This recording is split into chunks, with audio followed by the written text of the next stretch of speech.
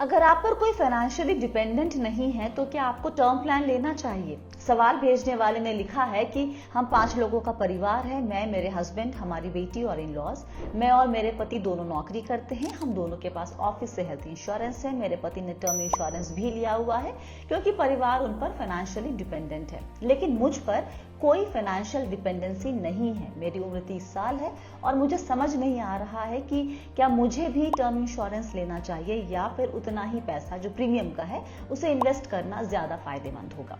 देखिए, term insurance का सबसे बड़ा मकसद होता है अगर घर का कमाने वाला इंसान अचानक गुजर जाए तो उसकी इनकम को रिप्लेस करना, ताकि परिवार के खर्चे, बच्चों की पढ़ाई और बाकी फाइनेंशियल जिम्मेदारियां पूरी हो सके। इस तरह से ये इंश्योरेंस उन डिपेंडेंट्स की सिक्योरिटी के लिए होता है जो उस इनकम पर जी रहे होते हैं। अगर आप पर कोई फाइनेंशियल डिपेंडेंसी नहीं है तो आपके लिए टर्म इंश्योरेंस की जरूरत फिलहाल कम है।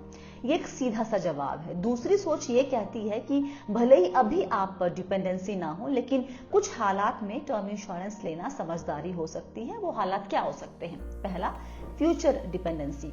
अगर आगे जाकर कोई बड़ा लोन लेने का प्लान है, जैसे घर का लोन, या फिर ऐसा लगता है कि आपके बच्चे की पढ़ाई और लाइफस्टाइल आपके इनकम पर भी डिपेंड करेंगे।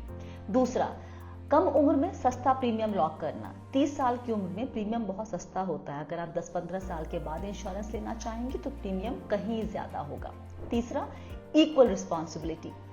कई बार कपल्स डिसाइड करते हैं कि दोनों के पास टर्म कवर होना चाहिए ताकि फ्यूचर में किसी भी पार्टनर के ना रहने पर दूसरे पर फाइनेंशियल बर्डन ना पड़े। आप दोनों नौकरी कर रहे हैं तो ये मानना गलत कतई नहीं होगा कि आप कुछ फाइनेंशियल गोल्स के लिए इकट्ठे इन्वेस्ट कर रहे होंगे। किसी एक पार्टनर के ना रहने पर दूसरे पर थोड़ा बर्डन तो आ सकता है ना। अगर आपको सच में लगता है कि न आज और न आने वाले समय में आप पर फाइनेंशियल डिपेंडेंसी होगी तो जो पैसा प्रीमियम में जाएगा उसे आप इन्वेस्टमेंट के लिए एलोकेट कर सकती हैं।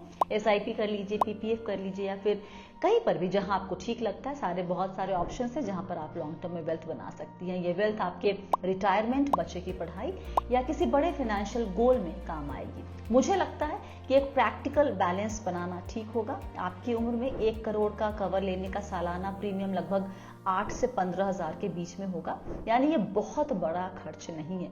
अगर आप कॉशियस रहना चाहती हैं तो छोटा कवर जैसे 50 लाख ले सकती हैं। इससे प्रीमियम भी बहुत कम रहेगा और फ्यूचर में इंश्योरेबिलिटी भी सिक्योर रहेगी।